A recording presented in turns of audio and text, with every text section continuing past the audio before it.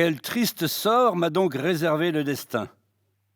Moi, dont les yeux ont vu toutes les merveilles du monde, me voici prisonnier dans les geôles de Gênes, après la défaite de ma flotte à la bataille de Curzol.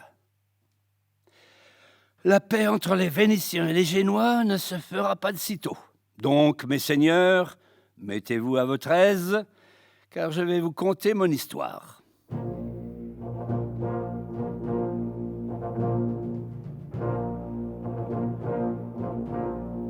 Mon nom est Marco Polo. Je suis né à Venise, le 15 septembre de l'an 1254.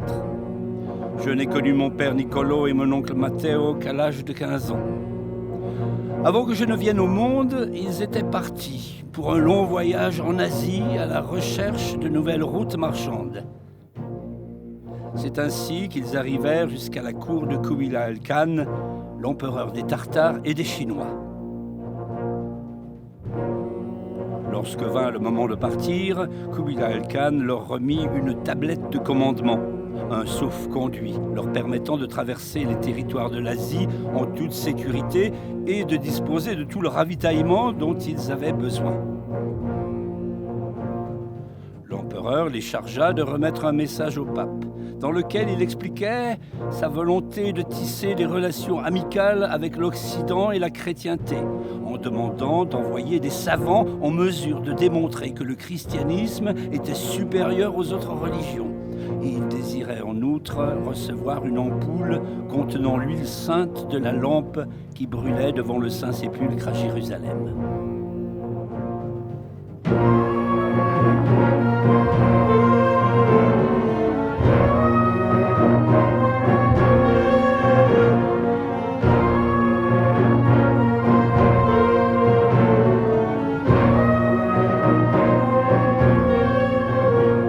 Lorsqu'il rentra à Venise, mon père apprit que ma mère était morte. J'étais donc le seul à l'attendre. J'avais 15 ans à l'époque.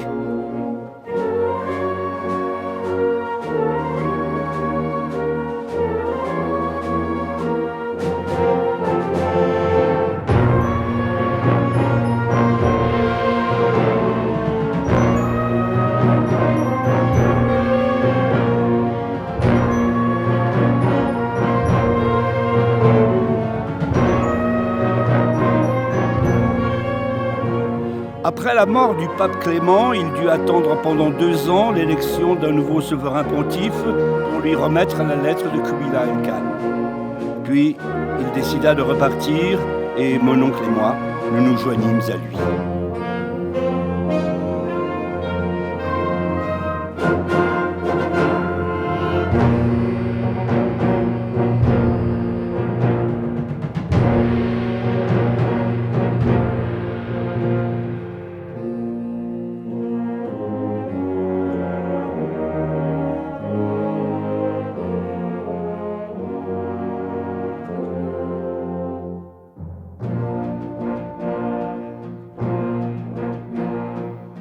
Nous larguâmes les amarres à Venise en l'an du Seigneur 1271.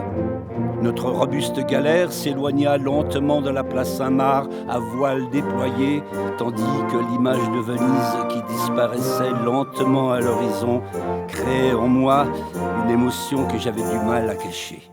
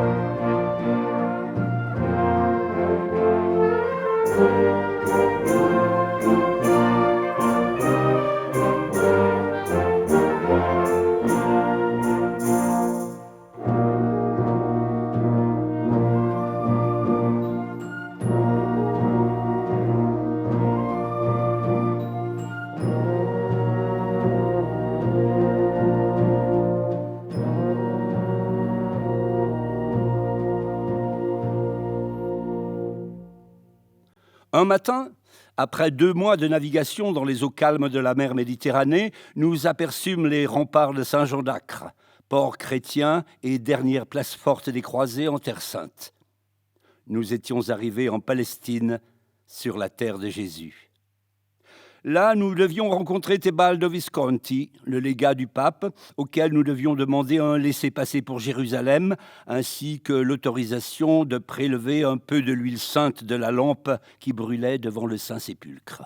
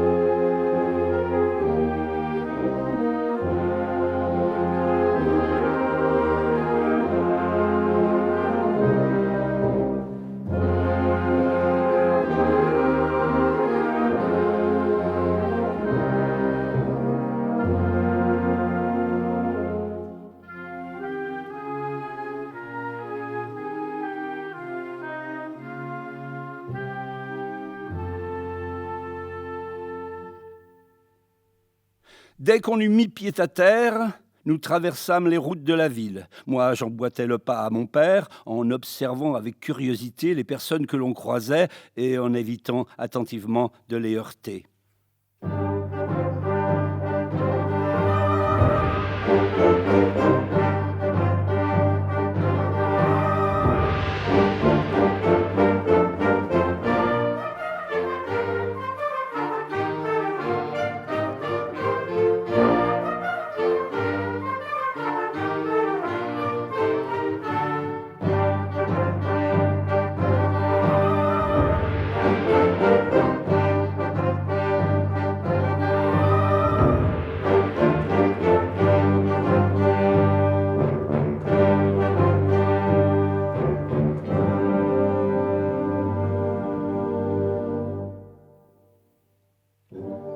Lorsque nous arrivâmes au palais du légat pontifical, nous entrâmes avec d'autres visiteurs et attendîmes notre tour dans une salle d'attente d'où s'élevait le bruit des conversations.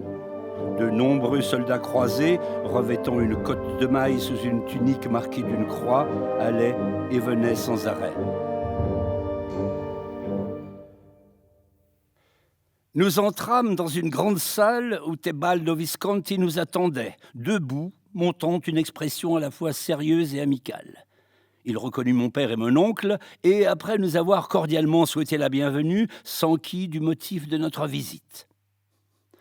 Nous avons attendu pendant 2 ans l'élection du nouveau pape pour pouvoir lui remettre le message de Kubilai Khan, lui expliqua mon père, et nous ne voulions pas renvoyer davantage notre départ. Tebaldo se mit alors à écrire une lettre adressée à l'empereur mongol dans laquelle il expliquait que le retard dû à l'élection du pape avait malheureusement empêché de satisfaire ses requêtes. Il nous prépara ensuite un sauf-conduit pour Jérusalem. L'épouse de Kubilai Khan est une chrétienne qui croit que l'huile est un talisman miraculeux, ajouta mon père. Bien sûr, répliqua le légat, mais elle ne l'est que pour ceux qui ont la foi.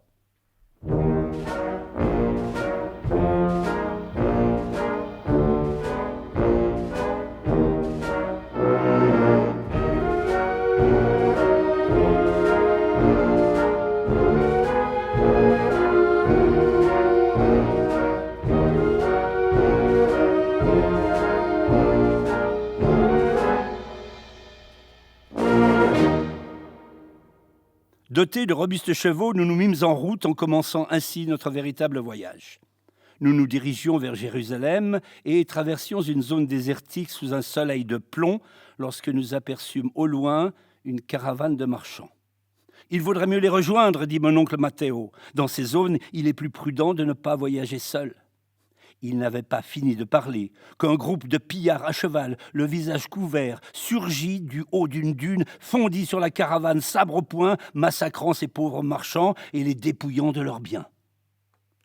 Heureusement, personne ne s'aperçut de notre présence, mais cette scène nous laissa abasourdis et nous fit comprendre encore davantage que notre voyage pouvait être extrêmement dangereux. Envahis d'une peine profonde, nous nous remîmes en route dans le désert.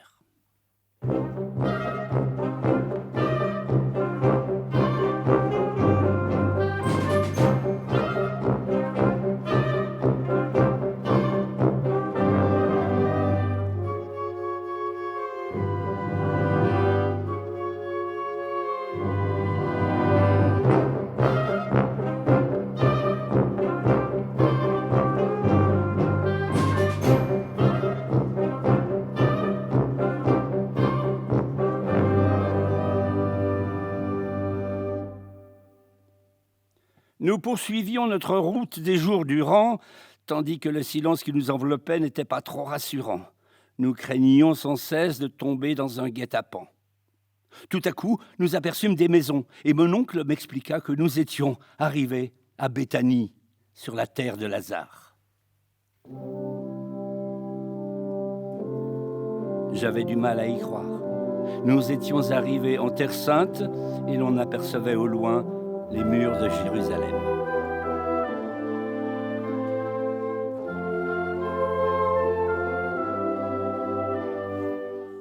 Mon père Nicolo décida de monter notre campement pour la nuit au pied du mont des Oliviers, dans le jardin de Gethsémani.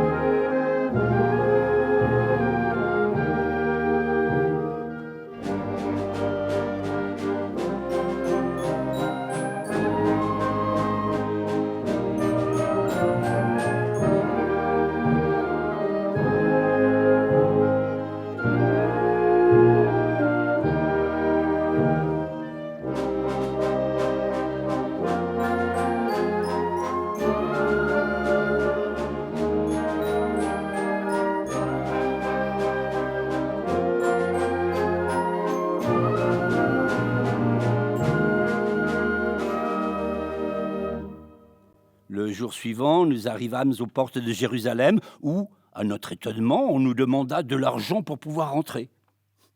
Après avoir payé notre taxe d'accès, nous suivîmes un groupe de chrétiens jusqu'à l'église du Saint-Sépulcre. L'intérieur de l'église était plutôt sombre et le chant des moines nous livrait à sa puissance évocatrice. On pouvait accéder au Saint-Sépulcre en empruntant une petite porte qui conduisait à un autel construit sur la roche.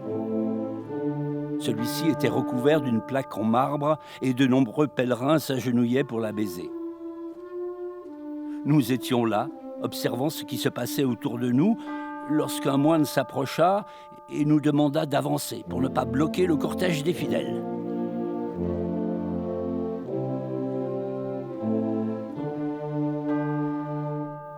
Nous montrâmes aux moines l'autorisation que nous avait délivrée le légat pontifical pour emporter un peu de l'huile sainte du Christ. Après un moment d'hésitation, il s'éloigna et revint quelques minutes plus tard en tenant une petite ampoule dans sa main. « Frère, dit-il en nous tendant l'ampoule, que Dieu vous bénisse et qu'il vous protège durant votre long et périlleux voyage. » En sortant de l'église, nous décidâmes de nous mettre aussitôt en route. Il nous fallait reprendre le chemin de Saint-Jean d'Acre pour nous diriger ensuite vers la Jazo, en Arménie mineure. Nous marchions depuis quelques heures lorsqu'une imposante figure à cheval se dressa devant nous. C'était le messager du légat pontifical. « Son Excellence le légat pontifical Tebaldo Visconti ordonne que vous reveniez immédiatement. » Étonné par ce ton autoritaire, mon père demanda des explications. « Il y a du nouveau, lui répondit le messager, et d'une voix encore plus ferme, il ajouta « Messieurs, je vous conseille de hâter le pas. »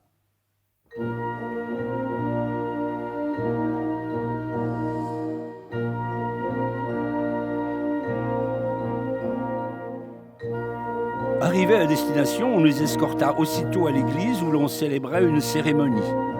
Entouré par des clercs, le légat pontifical ne portait plus l'uniforme des croisés, mais une simple tunique blanche.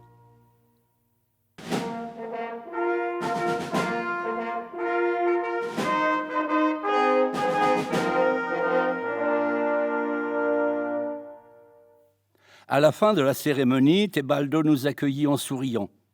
« Amis vénitiens, je suis à présent Grégoire X, et je peux vous donner ce que le grand Khan Kubilai attend de vous. » Puis il ajouta « Avec l'huile du Saint-Sépulcre, vous lui apporterez également la bénédiction du nouveau pape. » Il nous confia aussi 2 frères dominicains suffisamment savants pour affronter tout genre de discussions concernant la théologie.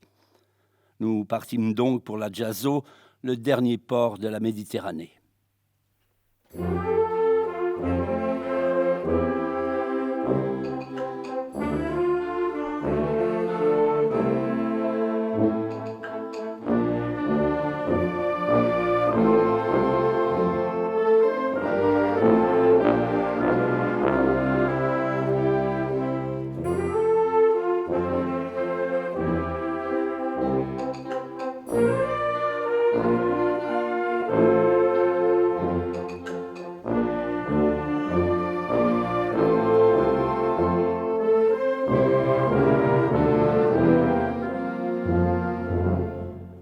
Lorsque nous arrivâmes finalement à destination, nous apprîmes que Bibar, le sultan d'Égypte, était entré en guerre contre les chrétiens de Terre Sainte et de l'Arménie mineure, et même contre les Mongols installés aux frontières avec la Perse.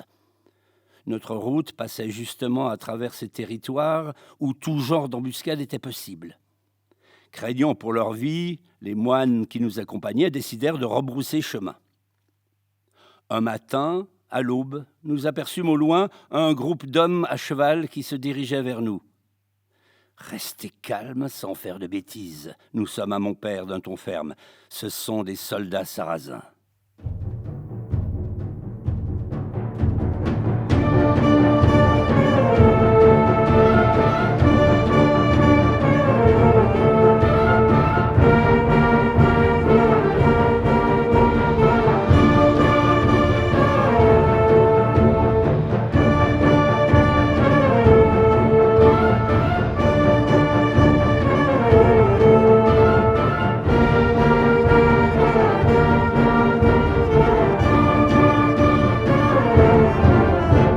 À mesure qu'ils se rapprochaient, on pouvait distinguer leurs visages menaçants à la peau sombre. Quand ils furent à portée de voix, mon père adressa un salut de paix à leur chef. « Salam alaikum »« Alaykoum salam » lui répondit le Sarrasin, étonné de l'entendre parler dans sa langue. Cela nous permit de poursuivre indemne notre route et, en lançant un ordre sec, le cheikh ordonna à son détachement de s'éloigner.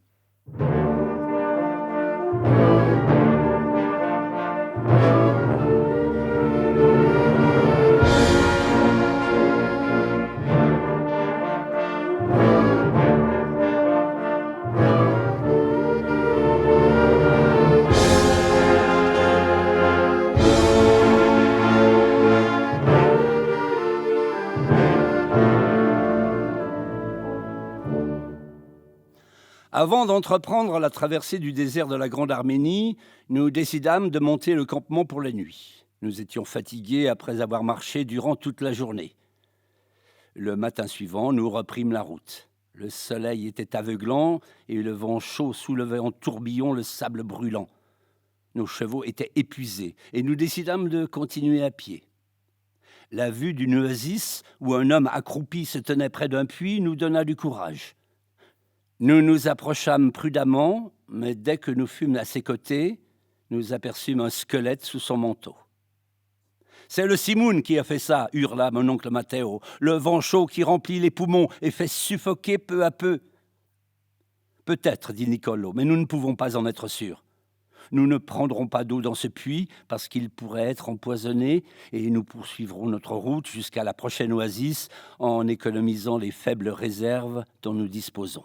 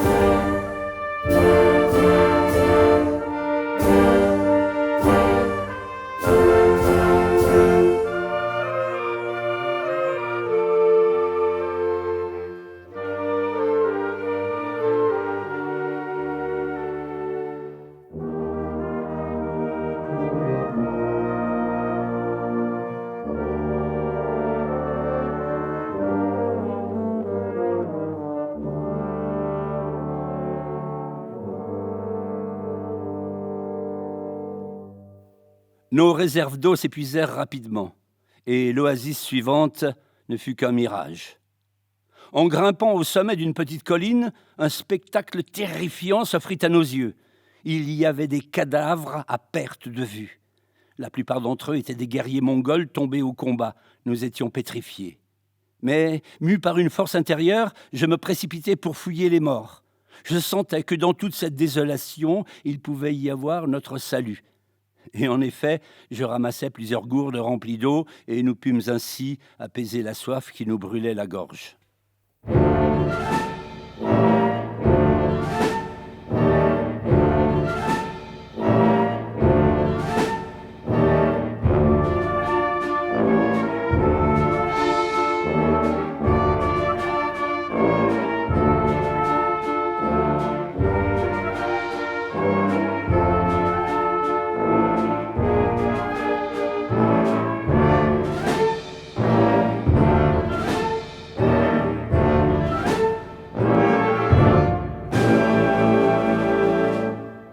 Ayant repris courage, nous rejoignîmes un village abandonné pour nous protéger dans ses murs en ruine. Et tandis que j'étais sur le point d'allumer un feu de camp, on entendit un retentissement puissant de sabots. Mon père m'ordonna aussitôt de creuser un trou dans le sable pour y cacher l'ampoule et la lettre du pape. Malheureusement, le martèlement des sabots était dû à un détachement de soldats sarrasins qui nous capturèrent et nous jetèrent dans une cellule obscure.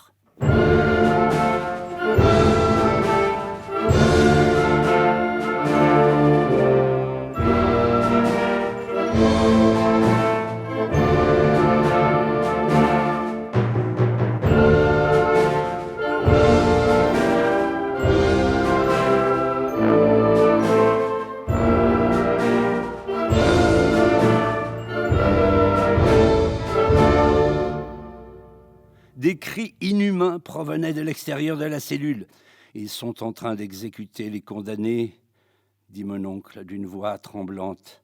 « Et bientôt ce sera notre tour. » Tout à coup, la porte s'ouvrit en grand. Notre heure était venue. Mais, à notre grand étonnement, on aperçut sur le seuil un soldat chrétien. Les croisés avaient vu de loin notre capture et étaient accourus pour nous libérer. Nous expliquâmes au commandant quel était le but de notre voyage. Puis on nous escorta jusqu'au village abandonné pour reprendre les objets précieux que l'on y avait cachés. Il faisait déjà sombre et nous décidâmes de monter le campement pour la nuit.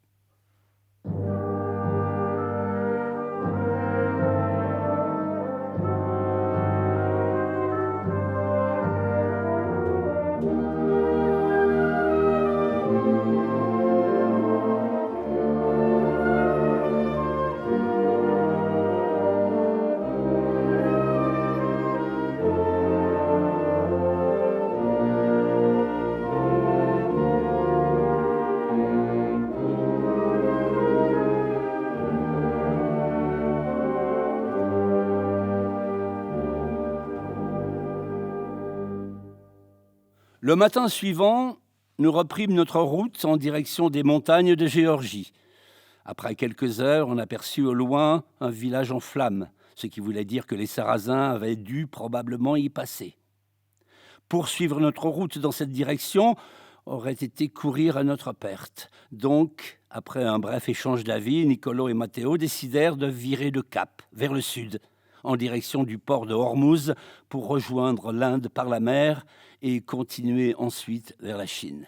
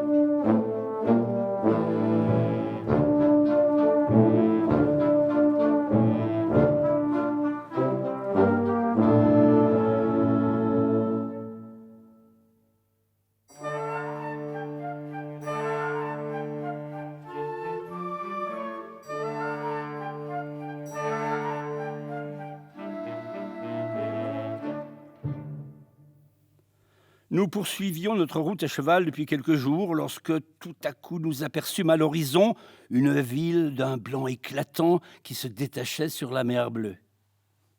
La première partie de notre voyage est terminée. Nous sommes arrivés à Ormuz, cria et exulta Matteo. Nous entrâmes dans la ville, et là notre joie se ternit aussitôt à la vue d'un spectacle macabre.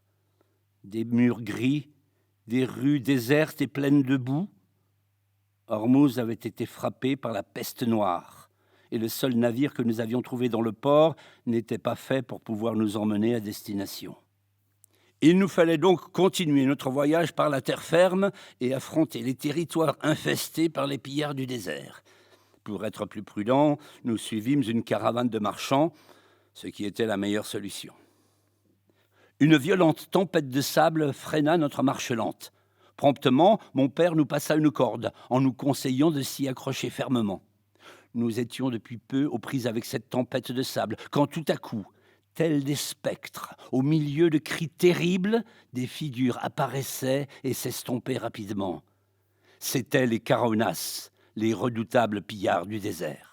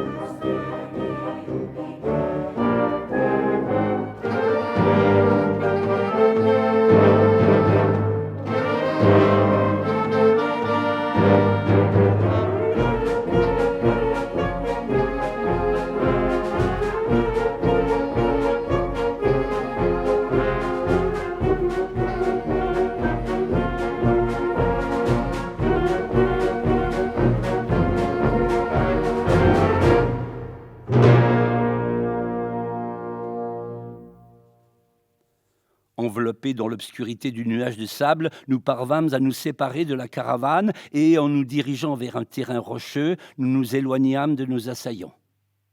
Lorsque le nuage disparut, soulagés du péril évité, nous reprîmes notre voyage à travers le désert de Kerman, où les terres devenaient de plus en plus arides. Peu à peu, toute forme de vie animale et toute végétation disparaissait devant nous. « Tout est sec et brûlé », murmurai-je. « Et pourtant, répondit Matteo, c'est après ces montagnes qu'il y avait autrefois le paradis terrestre. Là-bas se dressait le château du vieux de la montagne, le prince des assassins. »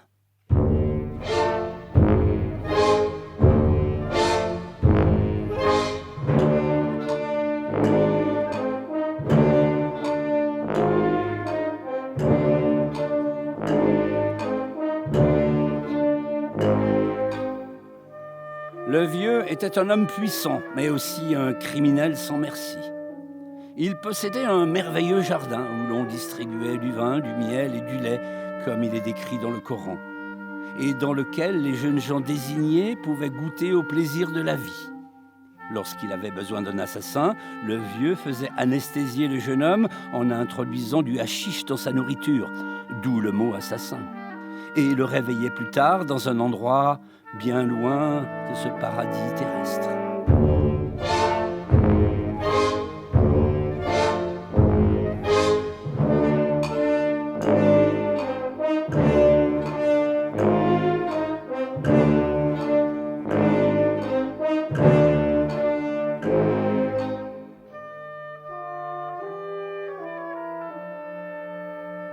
En proie au désespoir et l'esprit confus, le malheureux ne pouvait revenir qu'après avoir accompli sa terrible mission. Impitoyable, le vieux pouvait ainsi recevoir de grosses sommes d'argent, soit de la part des gens qui lui commissionnaient les meurtres, soit de la part de ceux qui désiraient sa protection.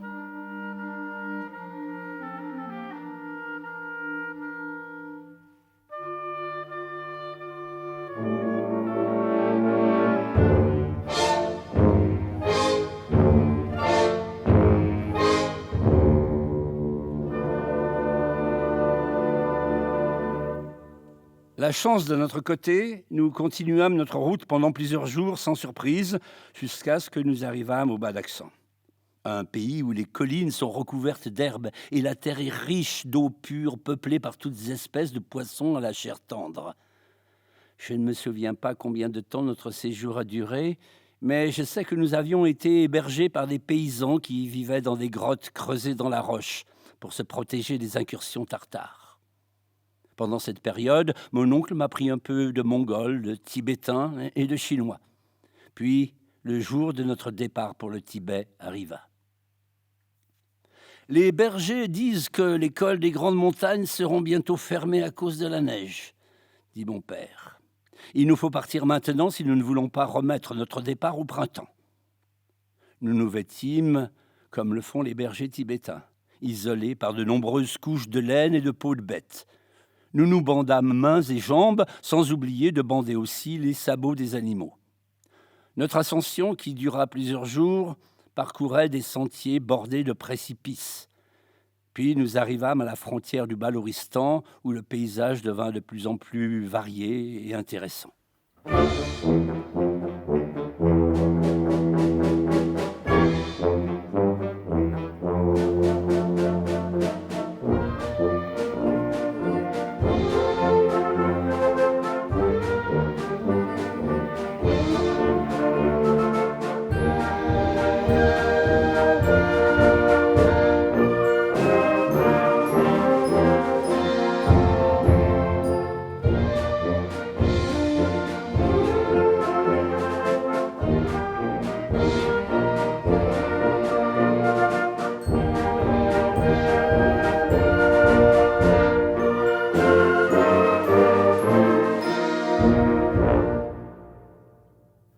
Un matin, dans le brouillard de l'aube, nous vîmes arriver un détachement de cavaliers.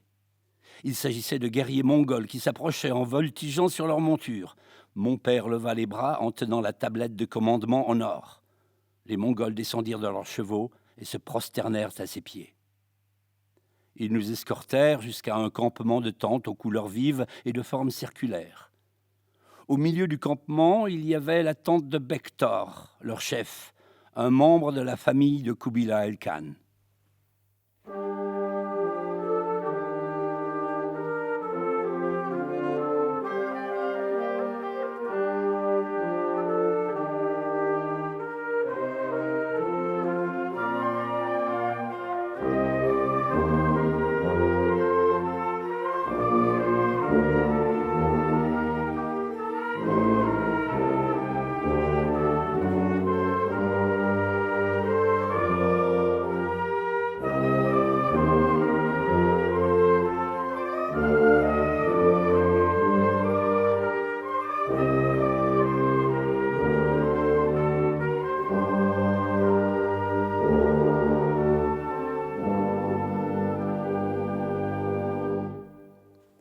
Bektor nous souhaita la bienvenue et nous offrit du koumis, du lait de jument fermenté au goût fort et fumé.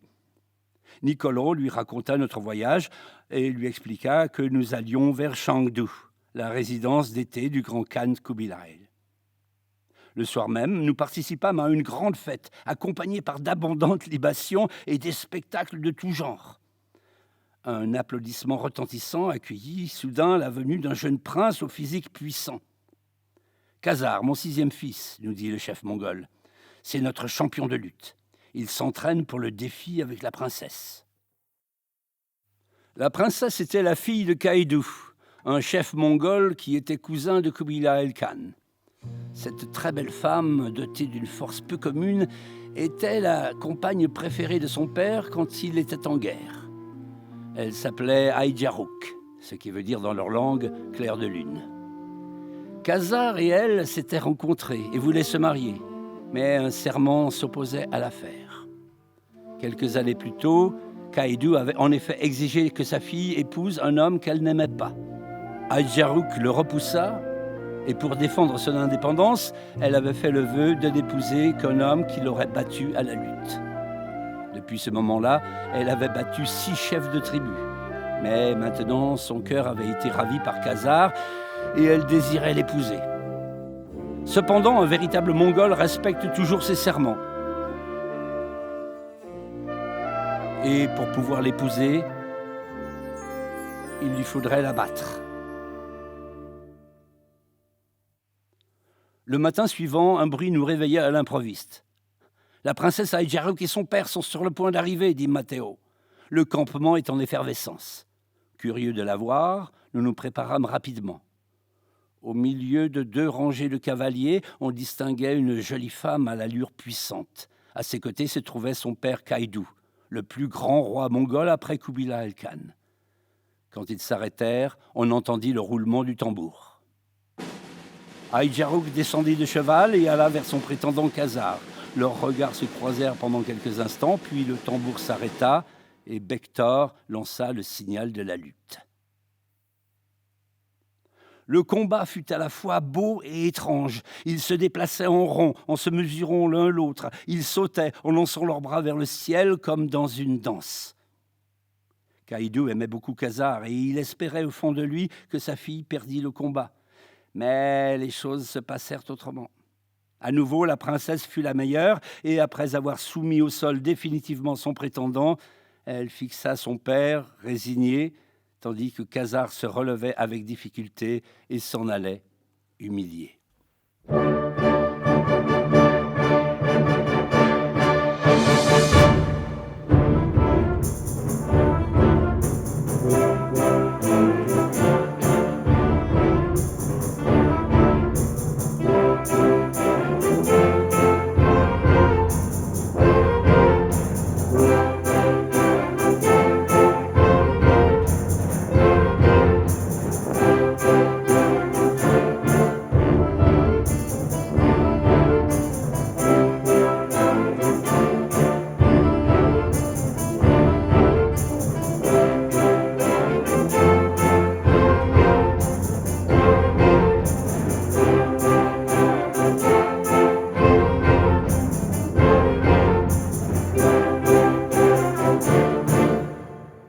Avant de repartir, Kaïdou nous convoqua et nous dit « Dès que vous aurez rejoint mon oncle Kubilai Khan, vous lui apporterez ce message.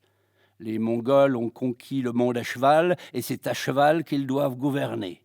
Lui a perdu son authenticité mongole puisqu'il a troqué son cheval et sa tente contre un confortable palais. » Je compris aussitôt que ces mots présageaient de graves événements. On nous donna une escorte de soldats d'élite, des vivres et de l'eau en grande quantité, et ainsi nous quittâmes le camp en prenant la route pour la Chine et en continuant pendant de nombreux jours à cheval avant d'arriver sous les murailles d'une grande forteresse. On nous confia ensuite aux gardes de Kubilai Khan. Notre long voyage était enfin terminé. Plus de 3 ans s'étaient écoulés depuis notre départ.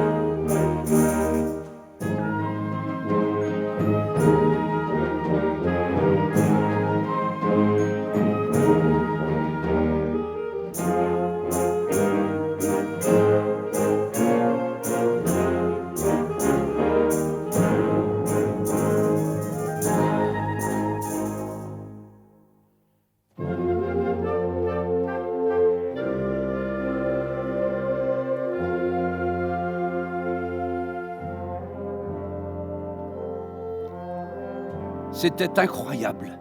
Nous étions finalement en Chine et les gardes se courbaient pour nous souhaiter la bienvenue.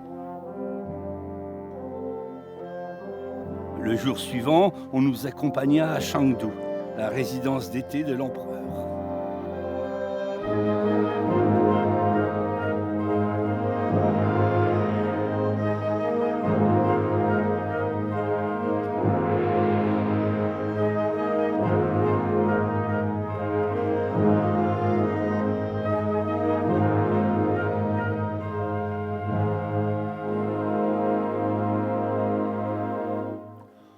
En la présence du grand Khan, il fallait respecter un protocole strict. « Ne dis pas un mot », me recommanda mon oncle Matteo. « Reste derrière nous et attends que ce soit le grand Khan qui t'adresse la parole en premier. Sois très prudent », ajouta-t-il en passant ses doigts sur le cou. « Dans cette cour, il est très facile de perdre la tête. » La salle du trône se trouvait dans une grande tente circulaire aux parois de soie blanche brodées de fils d'or et d'argent. Tout autour étaient assis les nobles de l'Empire et au milieu, sur un trône magnifique, était assis le prince suprême Kubilai Khan.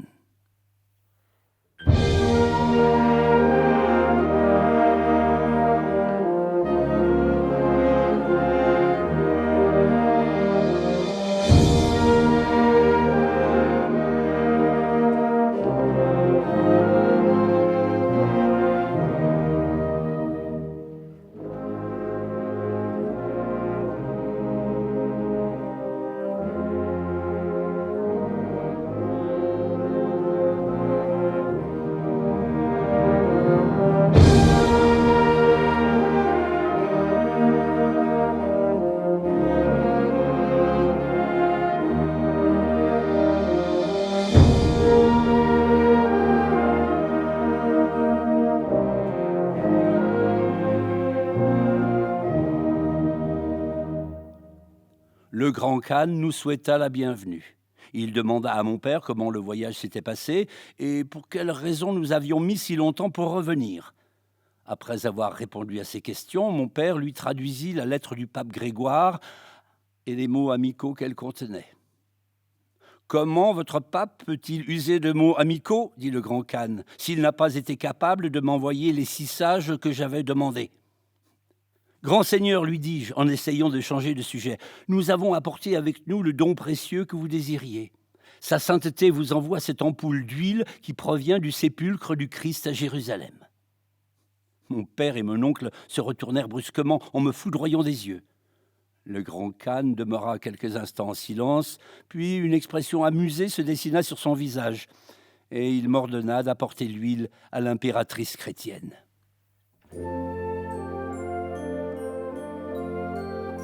L'impératrice s'appelait Chabi. C'était une très belle femme, malgré le fait qu'elle n'était plus jeune, et ses gestes étaient empreints d'une élégance sévère.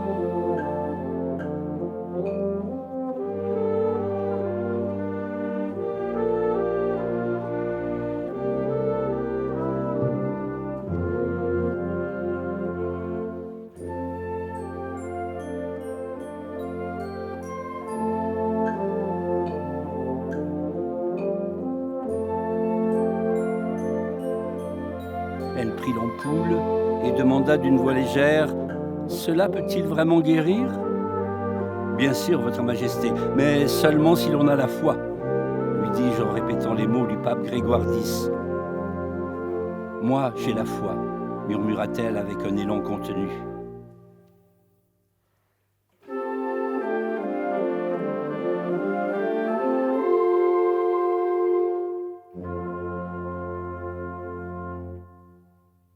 Ce jour-là, on donna une grande fête en notre honneur, animée par de la musique, des danses et des jeux de magie.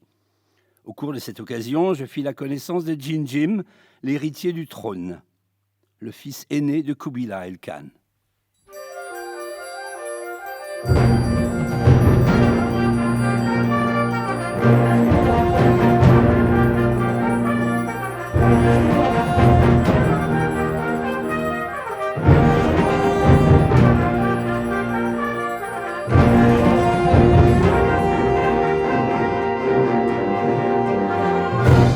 Le Le jour suivant, l'empereur Kubilai Khan ordonna que l'on m'appelle.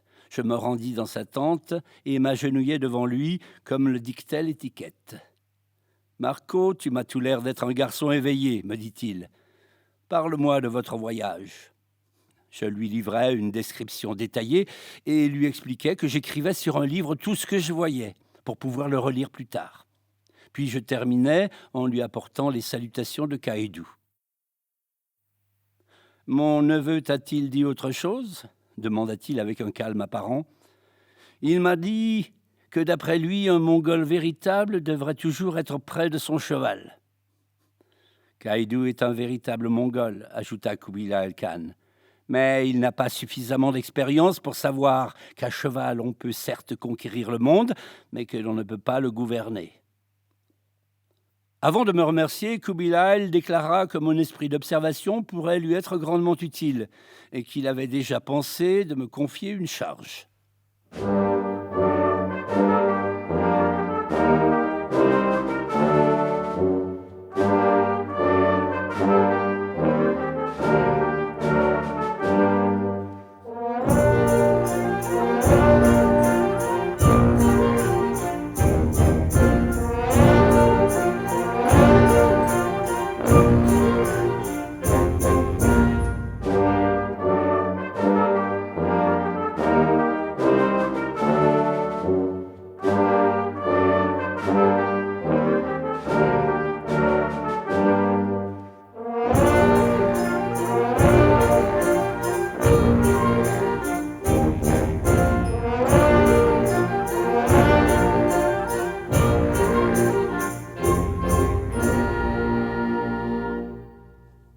Au printemps, un matin, nous participions, le prince Jinjim et moi, à une battue de chasse dans la broussaille, lorsqu'un sanglier surgit tout à coup dans une clairière.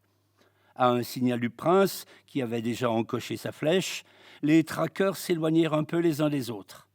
Il visait déjà sa cible lorsque tout à coup, une grimace barra son visage. Il laissa tomber son arc et les mains à la gorge, il poussa un cri étouffé avant de s'écrouler sur le sol. Je sautai immédiatement de mon cheval et me précipitai vers lui en criant à l'aide. Mais dans le fracas de la battue, personne ne m'entendait. J'étais pris de panique. Tandis que j'essayais de réanimer mon ami, quelqu'un me saisit le bras et m'écarta. C'était Kubilai Khan.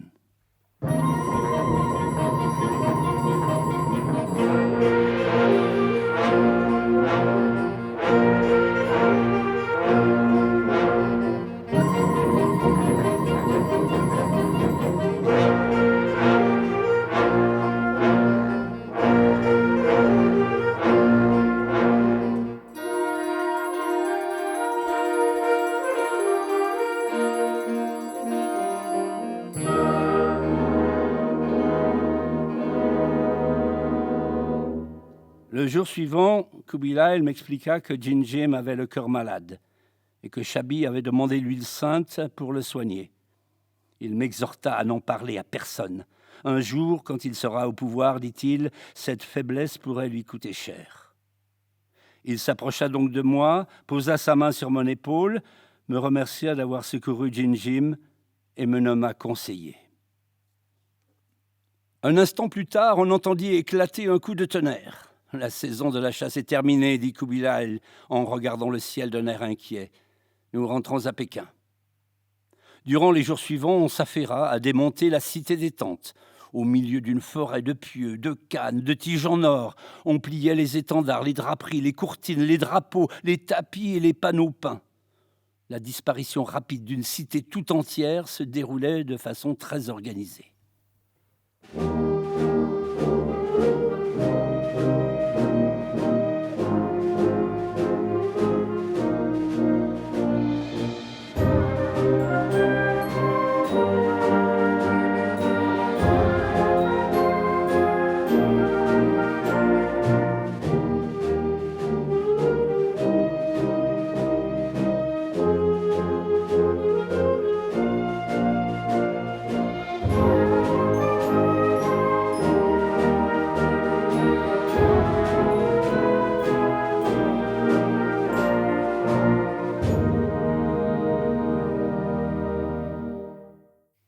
Le cortège impérial était en route depuis quelques jours quand nous aperçûmes au loin une construction immense qui épousait le relief des collines et des vallées. Elle semblait très ancienne et avait un aspect terrible et beau à la fois. « Ça, c'est la Grande Muraille, dit Jinjim. Elle mesure 6 millions de pas. Elle a été bâtie il y a 1000 ans pour protéger la Chine des invasions barbares. Ces barbares étaient nos ancêtres mongols. » Puis il ajouta « barbares autrefois, maîtres aujourd'hui. »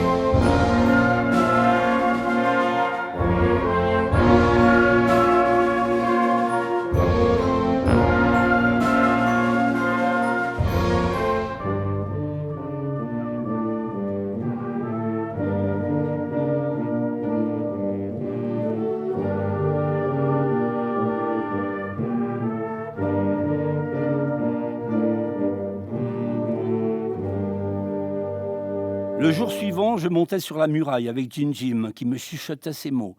Si tu demandais à quelqu'un le nom de son bâtisseur, on te répondrait « c'est l'empereur de la Chine, le fils du ciel ». Mais ce n'est pas lui qui l'a bâti. Ce sont des centaines de milliers d'esclaves qui furent condamnés à ce travail et qui souvent sont morts d'épuisement. « Pourquoi les Mongols voient-ils les Chinois d'un si mauvais œil ?» lui demandai-je. Le Conseil suprême croit qu'un point de fer puisse empêcher les révoltes, mais je ne suis pas du même avis. J'aimerais que les Mongols ne soient pas considérés comme des envahisseurs, mais que l'on parvienne à vivre tous ensemble dans une unique nation. Alors, vous devriez confier des charges importantes à des Chinois qui vous sont fidèles, dis-je. Nous avons de nombreux étrangers au poste de commandement, mais tu as raison, il n'y a aucun Chinois.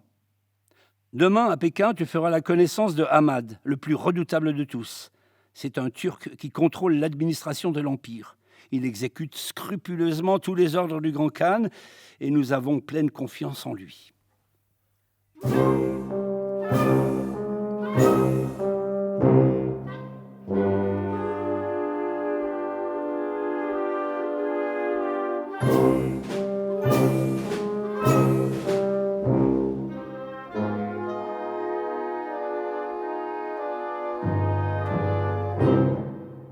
Lorsque nous arrivâmes à Pékin, le cortège entra dans une vaste cour impériale où, au milieu d'une foule immense, un homme grand, à l'allure majestueuse, tenait un sceptre à la main.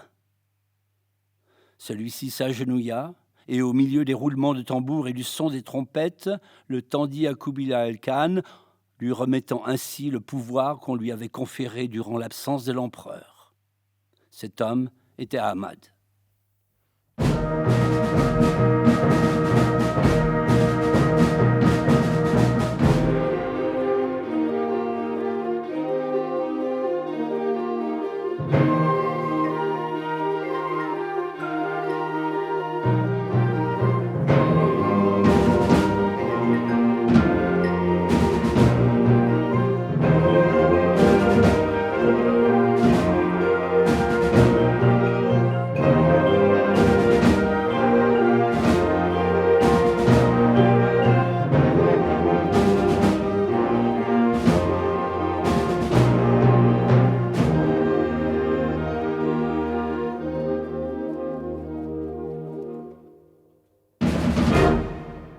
Le jour suivant, je fus convoqué à la réunion du Conseil suprême.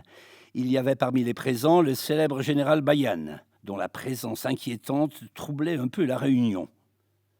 Kubilai Khan désirait que toute la Chine soit réunie sous un seul grand empire et que la dynastie des Sung, qui régnait dans la Chine du Sud, soit soumise. Kubilai Khan m'appela, je m'agenouillai devant lui. « Marco, me dit l'empereur, tu seras dépêché en tant qu'ambassadeur dans la Chine méridionale. Tu soumettras à l'empereur un accord qu'il n'acceptera probablement pas. Mais entre-temps, tu auras l'occasion de comprendre les conditions de vie de son peuple et ses attentes. »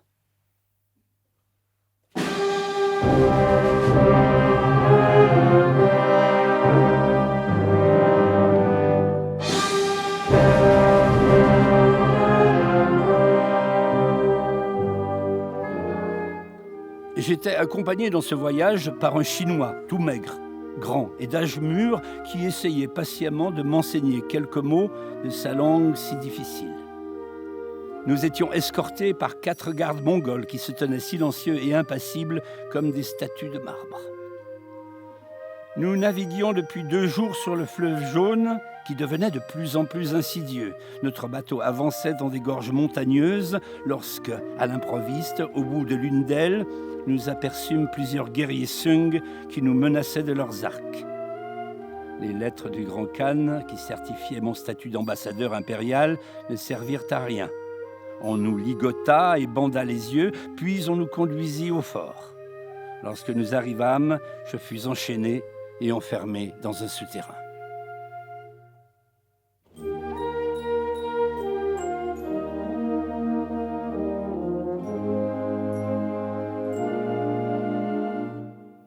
L'après-midi, je fus conduit dans une salle aux murs en pierre. Et là, on m'ordonna de m'agenouiller aux pieds d'une femme au visage mince et aux traits délicats qui affichait néanmoins un profond orgueil. Elle tenait dans la main le rouleau qui contenait le message de Kubilai Khan. « Je suis l'impératrice Cixi, la régente du royaume des Sung. L'empereur n'est pas là. » Dans mon chinois approximatif, j'expliquais que Kubilai avait l'intention d'unifier toute la Chine sous un seul grand empire pacifique, et je la rassurais en lui disant que si elle acceptait, il n'y aurait aucun bain de sang. « Demain au plus tard, je te donnerai ma réponse, me dit-elle. L'empereur avait pris la fuite, car il craignait l'invasion des Mongols. Restée seule avec son fils, c'est elle qui devait décider du sort du peuple qu'elle aimait. Le refus prévisible que la princesse me communiqua le jour suivant reflétait parfaitement l'orgueil de ce peuple. Mais cela ne suffit pas à empêcher sa défaite.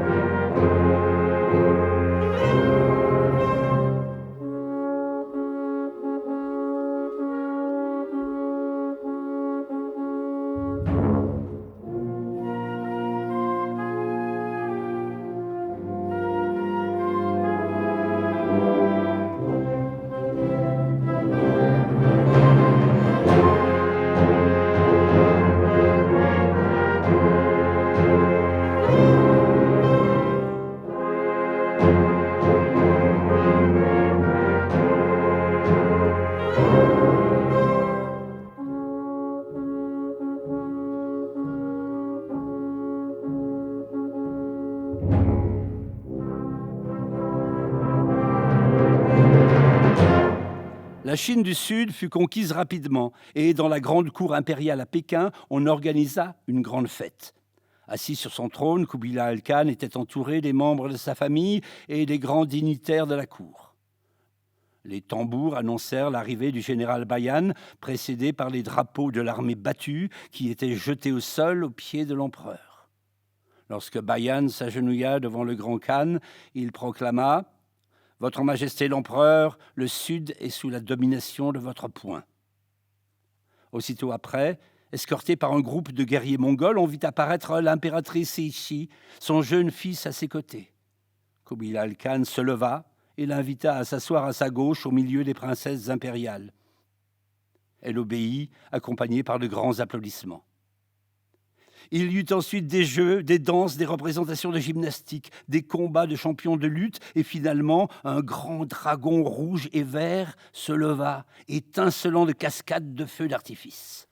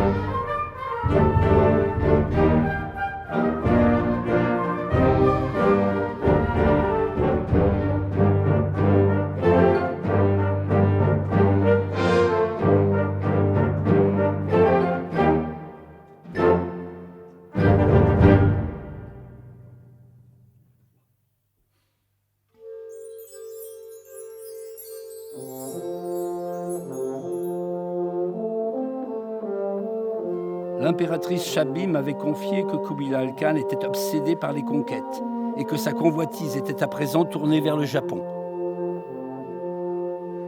Un jour, on convoqua le Conseil suprême et à cette occasion, Kubilai Khan exprima sa volonté de se lancer à la conquête du Japon. Il restait optimiste, malgré l'avis contraire des autres participants.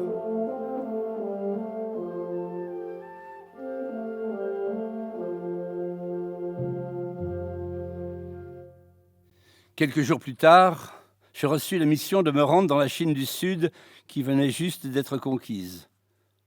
Mon rôle était d'aider les percepteurs à opérer un recensement pour lever les impôts, parce que Kubilai Khan avait besoin de remplir ses caisses pour financer ses campagnes de guerre. Je découvrais des conditions dramatiques. N'ayant même pas de quoi manger, les paysans devaient verser davantage d'impôts aux percepteurs qui, impassibles, inscrivaient tout dans leur registre.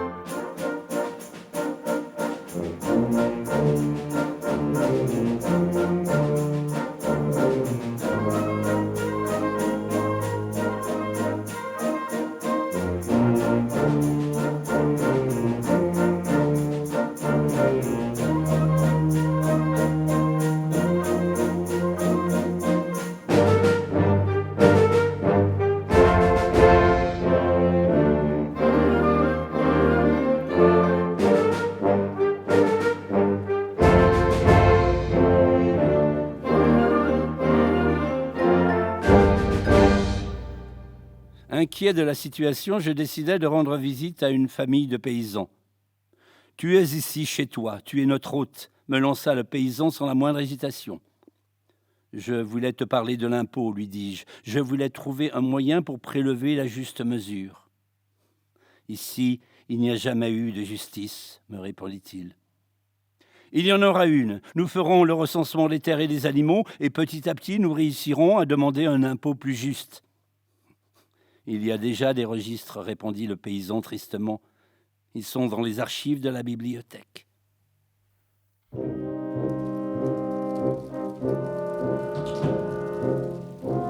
Une nuit, je fus réveillé par des hurlements désordonnés.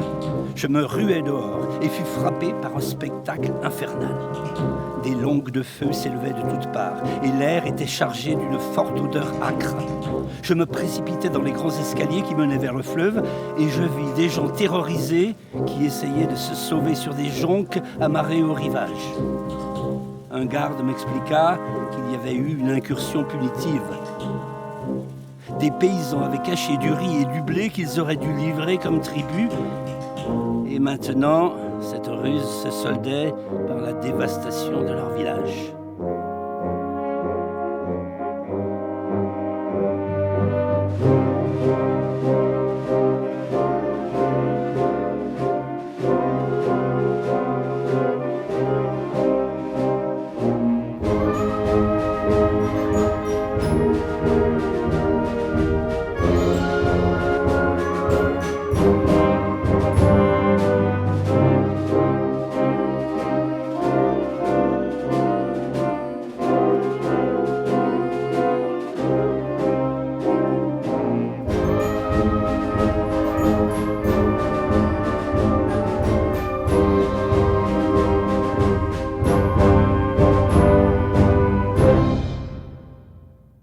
Le jour suivant, je me rendis chez le percepteur responsable pour demander plus de justice. « Il y a eu des inondations l'année dernière, criai-je, et une loi du Grand Khan dispense du paiement des tribus pendant 3 ans. Au nom du Grand Khan, j'ordonnais qu'on rende aux habitants du village tout ce qu'on leur avait pris. » Profondément indigné, je rentrai chez moi où je trouvais un messager qui m'attendait. Le prince Jinjim avait eu à nouveau une attaque et l'on craignait pour sa vie. Je devais rentrer immédiatement à Pékin.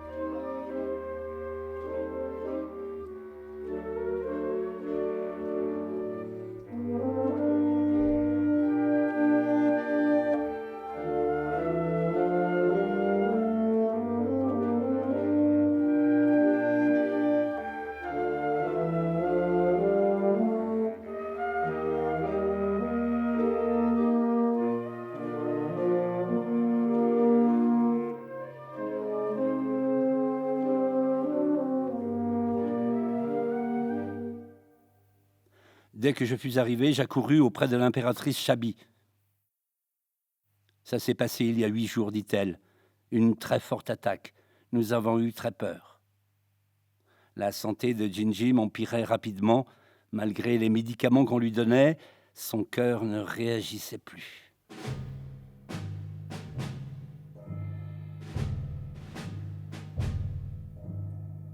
Lorsque Jinjim mourut, je demandai à Chabi l'endroit où le corps de son fils aurait été inhumé. « Sur les monts Altaï, avec ses ancêtres, répondit-elle. L'endroit est secret. Tous ceux qui croiseront le cortège seront tués. Puis, lorsqu'il arrivera à destination, on tuera également les chevaux. »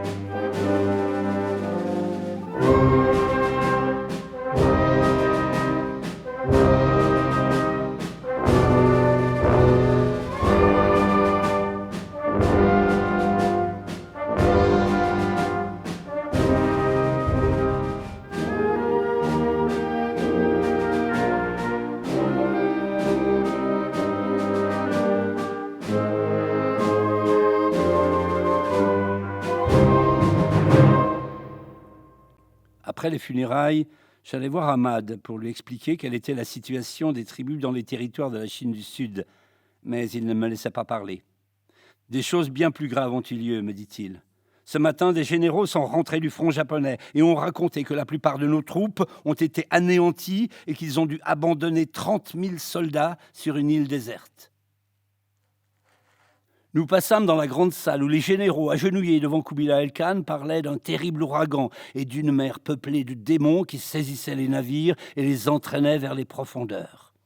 Les Japonais avaient surnommé Kamikaze le terrible ouragan qui avait anéanti la flotte mongole. Kubilai Khan, qui avait écouté impassible, se leva et, contrôlant à peine sa colère, il coupa. « Misérable ! Mon cœur pleure pour nos soldats que l'on a laissés mourir tout seuls sur cette île. Il n'y a pour vous qu'une sentence, la mort. Avant l'aube, vos têtes tomberont. »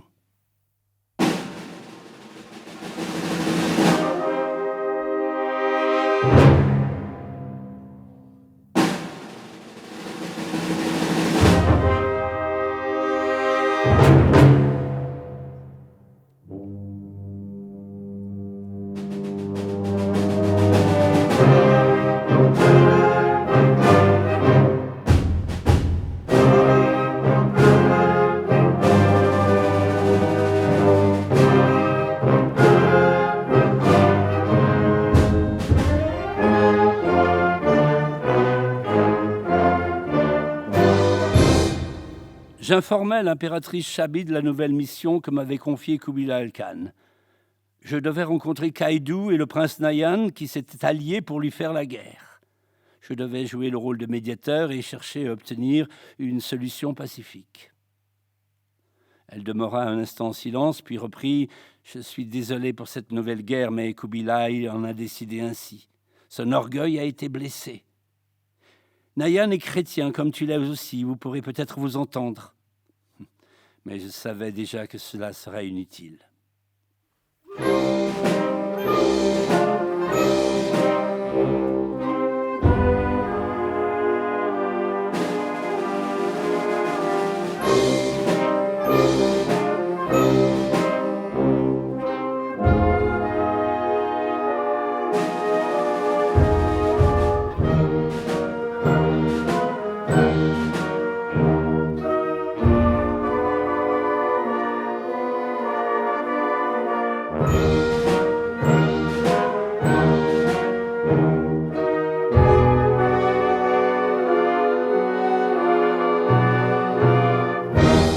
À mon retour, je rendis compte de ma mission à Kubilai Khan. Toutes les solutions de paix avaient été rejetées. Ce sera une guerre entre Mongols, et il n'y aura ni pardon ni pitié pour personne, annonça Kubilai Khan. Il décida d'agir sur l'heure pour attaquer Nayan avant qu'il ne puisse s'allier à l'armée de Caïdou. 360 000 hommes se mirent en marche pendant plusieurs jours. Ils arrivèrent à l'aube dans la plaine où Nayan avait dressé son campement pour le prendre par surprise. Kubilai Khan suivait les manœuvres du haut d'une petite tour portée par un éléphant. Tout à coup, on entendit le roulement des tambours. Le moment de l'assaut était venu. La bataille dura toute la journée, mais bien que les soldats de Nayan fussent supérieurs en nombre, les soldats de Kubilai Khan étaient meilleurs guerriers, animés par la présence de leur chef suprême et favorisés par l'effet de surprise.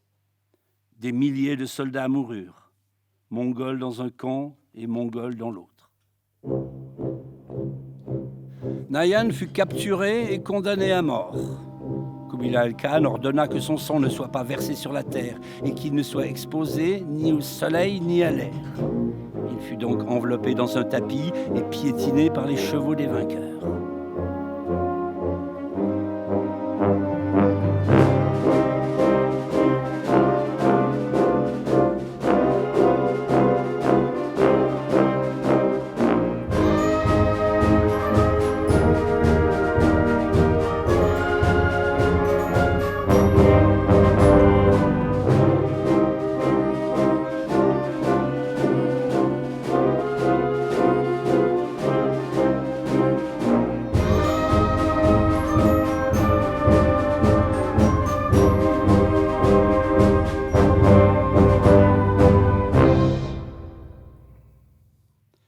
Cela faisait 17 ans que nous étions en Chine, et mon père, mon oncle et moi commencions quelquefois à penser à un retour à Venise que nous avions quitté plus de 20 ans auparavant.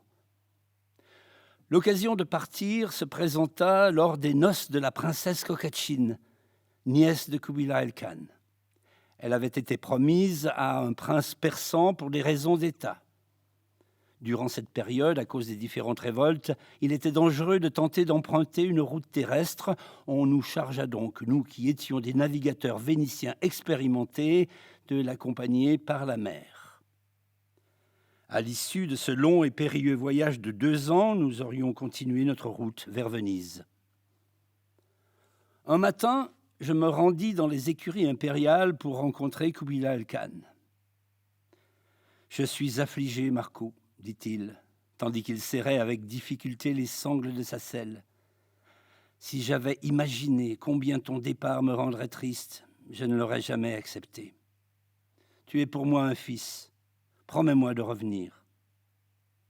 Je lui promis que dès que j'aurais apporté les lettres au pape de Rome, aux rois de France, d'Angleterre et d'Espagne, je reviendrai. Kubilai enfila un pied dans l'étrier, mais ne parvint pas à se mettre en selle. Il essaya de nouveau, mais en vain. Voilà comment était mon héros, tellement épuisé et souffrant qu'il ne pouvait plus monter à cheval. Je me rapprochai de lui et lui fis poser le pied dans mes 2 mains. Kubilai me caressa le visage et, grâce à mon aide, il parvint à se hisser à cheval. Il redressa le buste en saisissant les rênes que je lui tendais et redevint aussitôt imposant, tel le héros d'un conte qui, à mes yeux, était sa vie. Tout était prêt pour le départ. Amarrés dans le port, les navires chinois attendaient d'accueillir la princesse Kokachin et sa suite de 100 demoiselles d'honneur, de marins, d'hommes d'escorte et des 3 membres de la famille Polo. Au pied de la passerelle du navire, Timur, le fils de Jinjim et héritier du trône, s'adressa à moi en prononçant des mots sincères. « Tu laisses sur cette terre quelque chose d'important. Ton histoire sera racontée de père en fils, de génération en génération. Ne nous oublie pas. Reviens si tu peux. »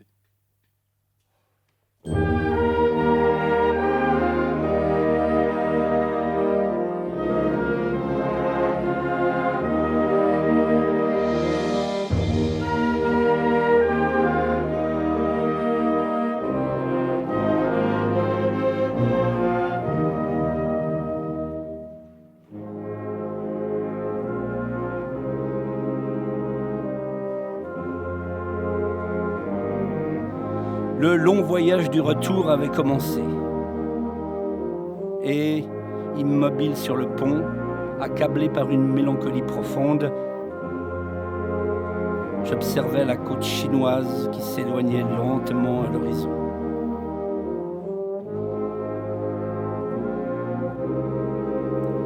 J'avais le pressentiment, ou plus encore, je savais parfaitement